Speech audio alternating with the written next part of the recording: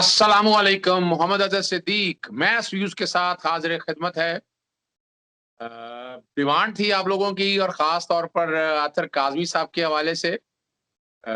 आपने प्रोग्राम मेरे साथ देख लिया और उनके व्यूज़ को सामने रखते हुए आपके लोगों की सजेशंस थी कि इस पे एक और प्रोग्राम किया जाए और ख़ास तौर पर प्रोग्राम आप जस्टिस काज़ी फ़ायज़ ईसा के हवाले से जा रहे थे कि बाहर बैठे हुए हमारे दोस्त अहबाब जो पाकिस्तानी हैं, वो इस केस को या जो जो आर्गुमेंट्स अजीबो-गरीब से जो फिलॉसफी जो उन्होंने जनरेट करने की कोशिश की और एक इस तरह का एक इंप्रेशन ऐसा आ गया है कि जैसे जजेस आर नॉट अकाउंटेबल और उस इंप्रेशन को पूरी दुनिया में हम तो कोशिश कर रहे हैं डिस्पेल करने की, लेकिन ये इंप्रेशन खतरनाक है और इंतजार हो रहा है इस वक्त डिटेल फैसले का।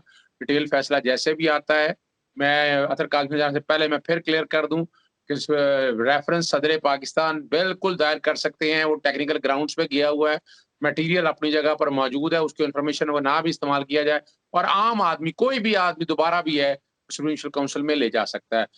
बहुत शुक्रिया अतर काज़मी साहब।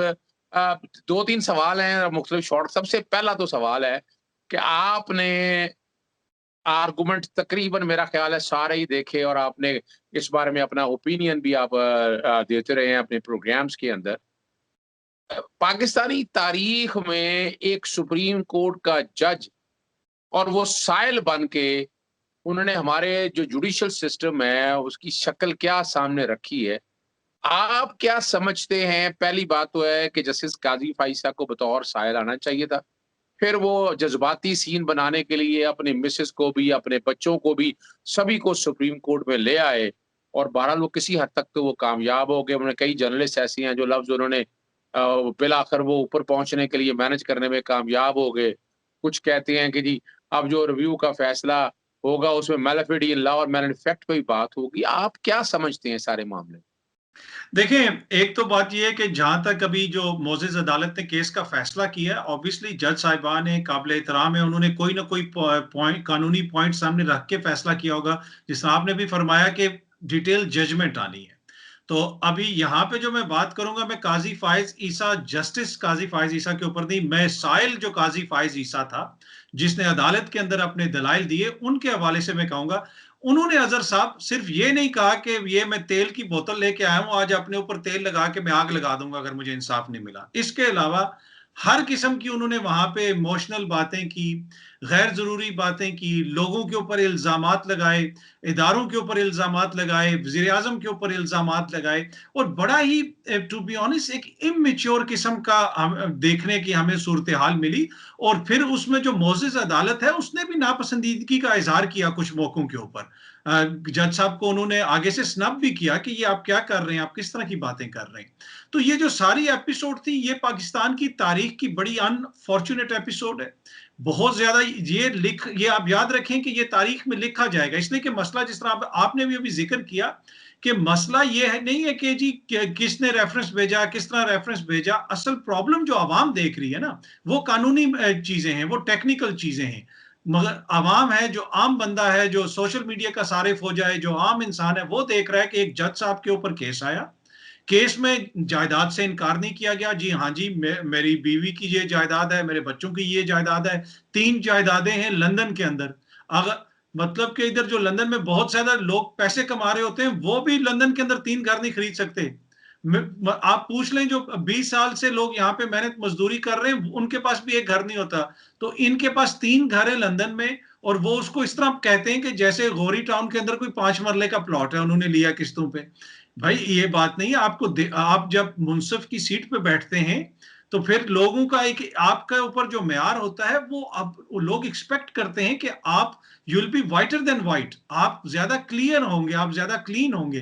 तो मेरे ख्याल में उसमें ये पूरा अमल नाकाम हुआ है। और जिस तरह आप कह रहे थे कि बाहर से लोग किस तरह देखते हैं सारे मामले को, जो हमारा इंसाफ का निजाम था, उसको बाहर से लोग देखते थे, गौर से देखते थे। लेकिन हालिया एपिसोड के बाद बाहर से लोग सिर्फ हंसते हैं। मेरा नहीं ख्याल अब उसमें देखने के लिए कुछ रह गया है। अब ये इंतहाई अफसोस से कहना पड़ता है कि उस पे या तो आप हंसें, या कोई हमारे जैसा जो लोग है, पाकिस्तानी है, जिसको पाकिस्तान का दर्द है, वो रोता है, इसलिए कि हमें पता है कि हमारा मुस्तकबिल, हमारी नस्लों का मुस्तकबिल उसी जगह पे है।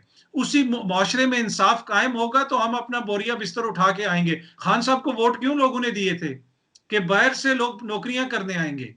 आप यकीन करें कि यहाँ पे आप किसी भी पाकिस्तानी से बात कर लो, दुनिया के किसी भी मुल्क में हो, वो कहता है कि जिस दिन पाकिस्तान से निकला था तो पता चलता है कि दिल के ऊपर किसी ने एक पत्थर रख दिया था, और हर साल वो पत्थर बड़ा होता जाता है, सांस घुटता है अपने मुल्क से दूर। और फिर आप देखते हैं कि आपके जज साहिबान ये करते हैं, आपके मुल्क में आपके सियासतदान ये करते हैं, आपके जर्नैल ये करते हैं, तो फिर उन लोगों को उम्मीद खत्म होती है। तो टू बी ऑनेस्ट एक तरह से मायूसी है। मैं ये डायस्पोरा की बात कर रहा हूँ, बाकी कानूनी जो मामलात हैं वो आप मुझसे बेहतर समझते हैं, और ना ही मेरा इतना नॉलेज है कि मैं टेक्निकल और कानूनी मामलात पे बात करूं। मैं एक आम फहम बात कर रहा हूं जो ओवरसीज पाकिस्तानी या आम पाकिस्तानी सोचते हैं। अच्छा, एक और बात बड़ी मज़ेदार है। आप चूँकि यहाँ लंदन रह रहे हैं, अब आपने देखा है, आप पैसा बाहर से जो है ना, जो जो इनकम टैक्स कमिश्नर ने रिपोर्ट दी है, फॉरेन रेमिटेंस तो भेजने का आ गया सारा, कि पैसा भेजा बाहर पढ़ने के लिए, और यहाँ से पैसा भी बाहर पढ़ने पढ़ने के लिए आ गया। अब क्वेश्चन ये है कि वो जो पैसा बाहर, बड़ी तालीम महँगी होती है मेरा ख़्याल है, वो 7,51,000 पाउंड जो बच्चों को, बच्चे सारे यहीं पढ़े, तो वो पैसा जो भेजा उन्होंने, उससे पढ़ाया भी बच्चों को और जायदादें भी खरीद ली। काम तो एक हो सकता था ना, पहले मैं हट के बात कर रहा हूँ, मैं दूसरी बात बात वो, आप क्या समझते हैं कि यहाँ तालीम कितनी की महँगी है? वो 7,51,000 पाउंड 2 बच्चों को पढ़ाने के लिए इतने अरसे में, वो तो तालीम पे ही खर्च हो गया होगा। देखिए ऑब्वियसली तालीम तो, अगर आप इस वक्त आम यूनिवर्सिटी की फीस की बात करें तो एक साल की यूनिवर्सिटी की फीस पाकिस्तान के पैसों में आप कह सकते हैं तकरीबन 20 लाख रुपए है एक साल की। अगर 3 साल का कोर्स है तो 60 लाख रुपया तो आप उसी पे दे लें। फिर उसके अलावा लंदन में तो वो पाकिस्तान में महंगाई की बात होती है, लंदन में तो सिगरेट की डब्बी भी जो है वो 2,000 रुपए की मिलती है, एक सिगरेट की डिब्बिया। पेट्रोल जो है वो, पेट्रोल लंदन में इस वक्त तकरीबन 300 रुपए लीटर है।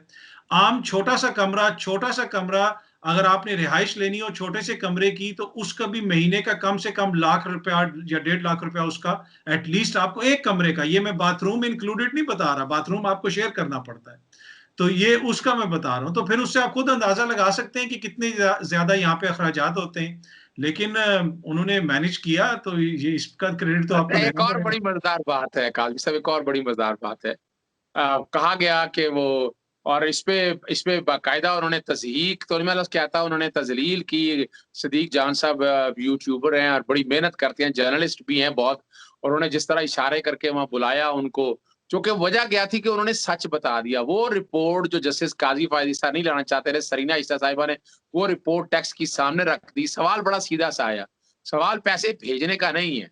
सवाल है कि जो फ़ॉरेन करेंसी अकाउंट के अंदर जो पैसा है वो डिक्लेयर किया, वो टैक्स की रिटर्नों में डिक्लेयर नहीं किया। पहली दफ़ा 2018 की रिटर्न जो है, जनवरी 2020 में फ़ाइल की, 2018 और 19 की।